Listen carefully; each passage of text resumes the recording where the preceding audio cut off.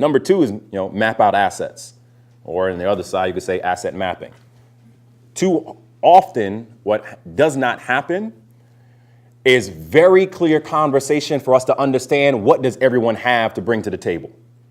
So too often what's happening is that you'll have organizations, if you have 400 organizations that show up, 400 different ways we can all be addressing the same problem, but we have to then determine how do we divide this up in a very clear way. So optimize your shared resources, compare resources we have versus they have.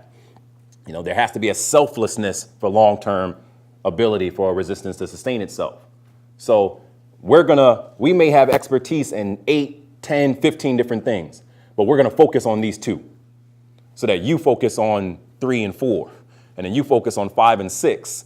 And we're going to be very clear about that and how we mobilize, because if I bring multiple groups to the table, that's how we can be more effective. Going back to the example I used for Raise the Age, there were a lot of members of the Raise the Age coalition. However, everyone had to play their part in a very dedicated way. And if you think about it in that way, then you could say, you know what, if we're trying to get 1 year, 5 years, 10 years, 20 years down the line, and we're not just thinking about trying to have success this year, it allows us to then shift our priorities. You know what, if I'm trying to think about 10 years, 15 years, 20 years down the line, then I got to make adjustment in how our budget is for our organization. How do we hire? What's our strategy? Where are we going in our particular places? We may have gone into the South regularly, but for this exercise, we have to go into the Northeast. We might have regularly tried to load up on communications and research, but maybe this time it's on field organizing. But if you think about it in that tactical way, you can move the needle. Using the example there, Rock the Vote. News organizations, artists, actors, actresses, pushing for youth engagement in that way, expanding the voting that happened in 2008 and beyond. You can't have a coalition of multiple parts unless there's individual understanding of what the part is supposed to do. And too often, we're not doing that to have sustained movements.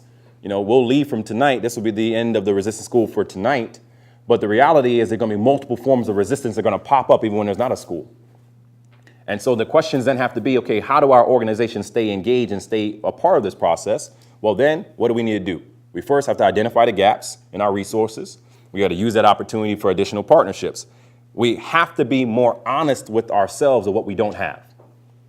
And too often we're not doing that. Too often we come to the table and say, you know what, I'm doing everything perfectly. We have great ideas. All these things are going to work out in that way.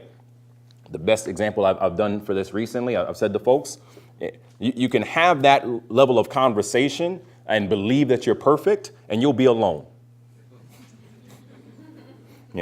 I really haven't found a perfect person. If you can show me that, I welcome that. I don't think that's ever going to work in that way.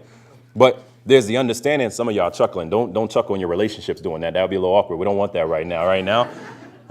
But it's that understanding of, okay, where are the opportunities that we have? Let's have a true gap analysis. Let's have a true SWOT analysis of our strengths, our weaknesses, opportunities, our threats, to then really break down, okay, where are we trying to go? Again, using Women's March as a recent example, using healthcare repeal as a recent examples.